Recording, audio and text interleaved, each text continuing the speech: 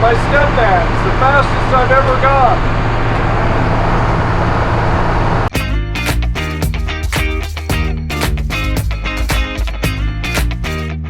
Welcome my friends, Evan Gray here. I hope you're all having a fabulous day. Thank you so much for joining me for this video. I want to give you an update on a few funny, crazy things that are happening in my life, which is so crazy. There's 5 things that have just gone remarkably crazy wrong, and I don't know why. Anyway, I'm going to go through this list and hope you find it as amusing as I do.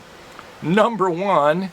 While I was over in Fresno, just approaching Fresno, I had my ACR unit go out on my solar setup. The ACR is the automatic charge relay that allows me to connect the 2 battery banks. And basically you use this on cloudy days. So when you drive the vehicle, the alternator that's charging your engine batteries normally is also able to charge the batteries for the house, for the back of the RV, or in this case the step van, and it died. So this is a little bit wacky because I've had 2 units so far. The one that was shipped was dead on arrival, didn't work when we installed it, and the second unit lasted for just a few weeks and then just died. So I have a new unit that arrived here recently, and so I need to install that here in the near future. So that's a little odd. Item number 2. I have a little gizmo attached to the shunt in the solar setup. For those of you who are tech wizards, it's called the WIZBANG Junior. I don't know where they come up with these names. It's a pretty wacky name in my opinion. Anyway, this is manufactured by Midnight that makes my solar charge controller. And it's a tiny little circuit board, and it's attached down near the negative battery terminal where it grounds to the frame of the vehicle and attaches to this little flat bar thing called a shunt.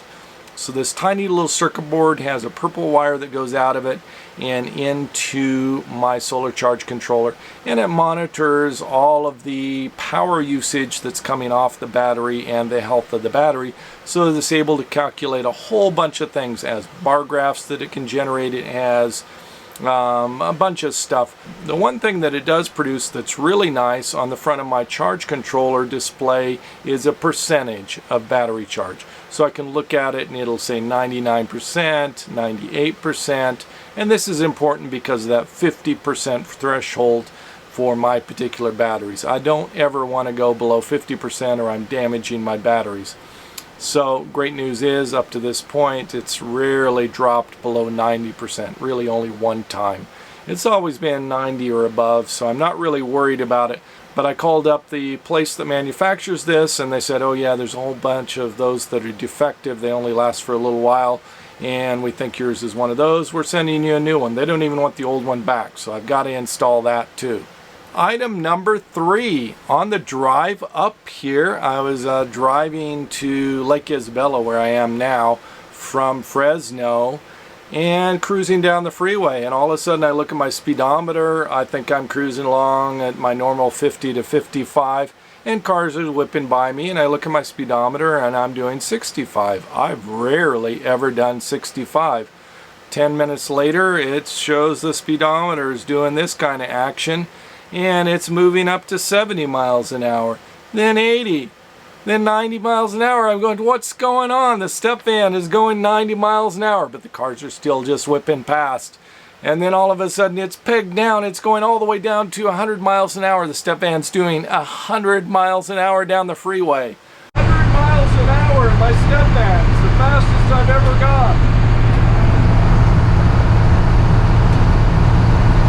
I think I'm really not going 100 miles an hour, maybe 50, 55. Cars are passing me. What is up with this crazy stuff? 100 miles an hour? I don't know. So anyway, so I pulled over to a rest stop because I was pretty concerned. Pretty sure I'm not doing 90 miles an hour, 100 miles an hour. Got online, did a quick search, and found out that on electric speedometers, the ones without a speedometer cable coming up from the transmission, on the electronic speedometers, sometimes if there is a faulty ground wire, it can cause the speedometer to get too much power or whatever. Anyway, so it shows it as being way higher or pegged instead of where it should be. So that's something that I've got to look at here in the next several days. Item number 4, as I was arriving here in Isabella, I turned off my engine, turned it back on at some point, and my oil pressure gauge, which I replaced probably about 2 months ago, it's brand new. It's been showing, usually 20 to 40 psi, which is totally normal for the step van. All of a sudden it just pegged up to 80. And then when you turn it off, it drops down to 0. And so something is going on there, maybe a loose wire, maybe a ground wire, maybe it's the same ground wire that's affecting the speedometer. So I've got to open things up, trace that wire. So I've got 2 wires on my dash that have gone out within just a day or so of each other. Pretty wacky stuff and very coincidental timing. Who knows what's up with that? The last thing, item number 5, is my drone. I just barely got the drone flying the other day and took it up for a flight. I pulled the SIM card out of it here a week ago when I flew it and got the data off of it, the video footage which you saw in a previous video. And I just had it sitting in my little drawer back here. Well, today I wanted to use it and go fly the drone, get some beautiful footage of this place that I'm camped at. Went to take that SIM card, the little SD card, and put it back in top of the little camera. I have a Phantom 3 standard, and the little card is mounted on the very top of the camera unit itself, not like some of the others where it mounts on the side. And the little card would not go, well, it goes in, but it won't stay in. You push down, and normally there's a little like click as it locks into place, and to release it you have to push down, and you can feel it go down on a spring and then it releases, which is standard for most cell phones, for a lot of cameras, things like that. And the camera on the drone is the same way. But now when I push it into the slot, it goes down and you can feel the spring mechanism, but it just pops back out. It does not lock into place no matter what I try. So it looks like after all this time and not flying it, and only flying it like once, maybe twice since then, now I get to send the drone back to DJI and get it repaired. Anyway, 5 crazy, wacky things that have gone sort of wrong, sort of broken in the last few days, and some things to look forward to on fixing and problem solving, and more material for you to watch and enjoy, hopefully. That's all I have for this episode. Thank you for watching. Savor the moment. See you next episode.